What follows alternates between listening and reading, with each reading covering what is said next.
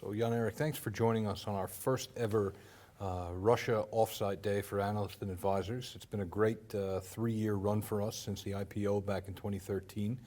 So talk to me, let's cut right to the chase. Nearshore, what are you hearing about nearshore?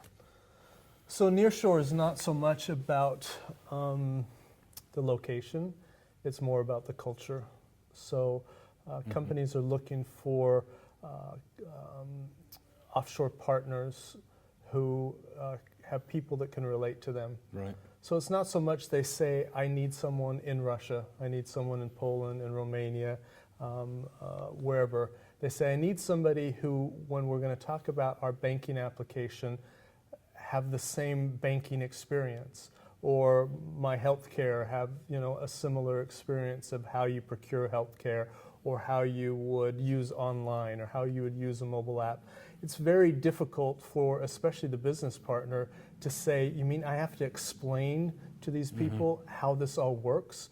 Why don't we get somebody who already knows? Because I'm looking for innovation, I'm looking for personal experience that will actually help me think of something I haven't thought of.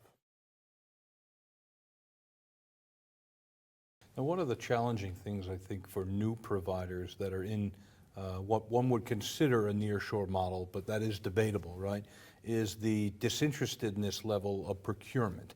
How are you seeing that change by virtue of business interaction with sourcing overall? Oh, completely changing. So we recently wrote a report on ADM where we looked at the buyer rather than just saying who's the biggest out there, who has the most applications or whatever. We said, who is the buyer today? Are they actually changing? And the answer is they are. In many cases, the business now holds the dollars rather than the CIO. Now it's the CMO or maybe it's the CFO who holds the technology dollar. And so their buying behavior is very different. What motivates them almost completely is different than procurement, because procurement hasn't changed as long as there's been a procurement. Their motivation is, am I going to get the lowest and the cheapest? And for many in the business and even in IT, that's not the right answer. And so there, before there was this constant battle between IT and procurement where they say, well, yeah, you can't pick them, they're too expensive, or their rate went up and so we're actually going to have to pick a new provider. Now the business, in many cases, can actually bypass procurement because of the way that we are procuring services. Especially if we're procuring product, I mean, they just buy it online with their American Express card. And so, now all of that is changing. And so I think procurement is going through this self-awareness struggle where they're saying, what's my value that I bring to the organization? And many of them are recognizing that they have to know who the buyer is. They need to know what is motivating that purchase.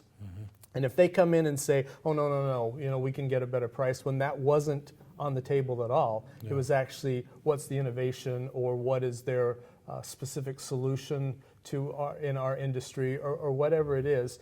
And so procurement is finding themselves as the odd man out in many cases, and they're trying to reinvent themselves so that they can add some value. And I suppose two ways that one would see that is a creation of a COE, that's procurement is a part of that to help manage innovation within the organization.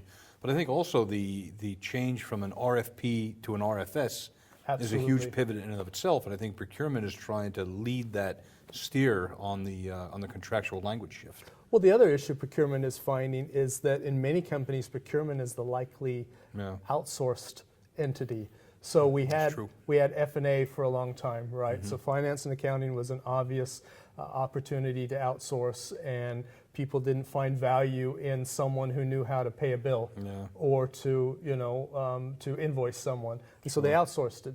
Now they're finding the same thing about procurement. What is it that you do?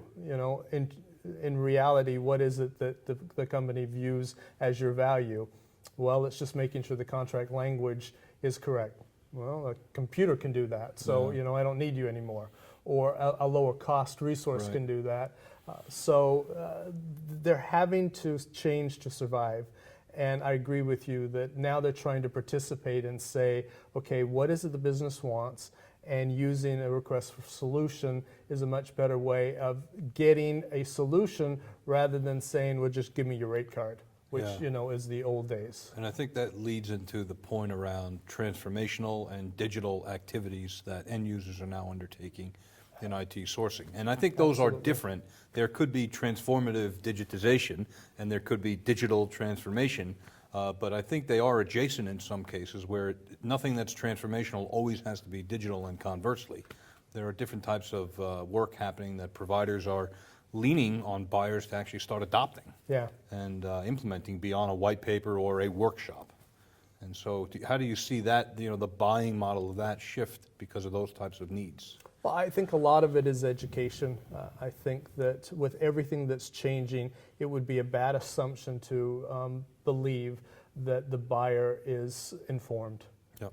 And that they know everything that's available to them out there, and that you go in with this assumption saying, well, obviously, we can automate this, or obviously, that there's a digital opportunity here, we're going to move to mobile.